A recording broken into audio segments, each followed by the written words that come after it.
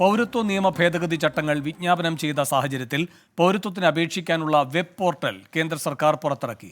2014 December 31 മുൻപ് ഇന്ത്യയിലെത്തിയവർക്ക് പൗരത്വത്തിന് അപേക്ഷിക്കാം.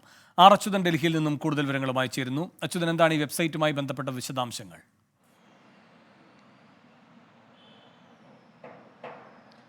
വേണു, ഇന്നലെ ഈ ചട്ടങ്ങൾ വിജ്ഞാപനം ചെയ്ത സാഹചര്യത്തിലാണ് ഇതിന് അപേക്ഷിക്കുവാനുള്ള വെബ് പോർട്ടൽ കൂടി ഇപ്പോൾ ആഭ്യന്തര മന്ത്രാലയം പുറത്തിറക്കിയിരിക്കുന്നത്.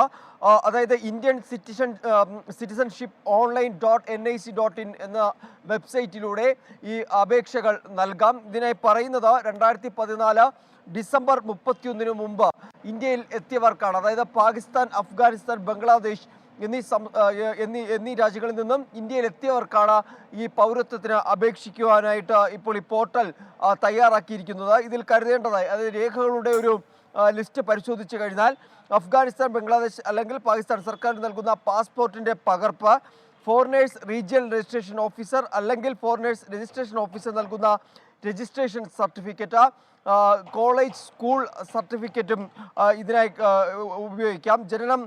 ജനന സർട്ടിഫിക്കറ്റ്, അതുകൂടാതെ തന്നെ മറ്റ് രേഖകൾ, അതായത് ഏതെങ്കിലും തരത്തിലുള്ള ID കാർഡ് പോലുള്ള കാര്യങ്ങൾ, അതും ഇതിനായി അപേക്ഷിക്കുന്നതിനായി ഉപയോഗിക്കാം. എന്തായാലും ഇതിനായിട്ടുള്ള വെബ് പോർട്ടലാണ് ഇപ്പോൾ കേന്ദ്ര ആഭ്യന്തര മന്ത്രാലയം പുറത്തിറക്കിയിരിക്കുന്നത്.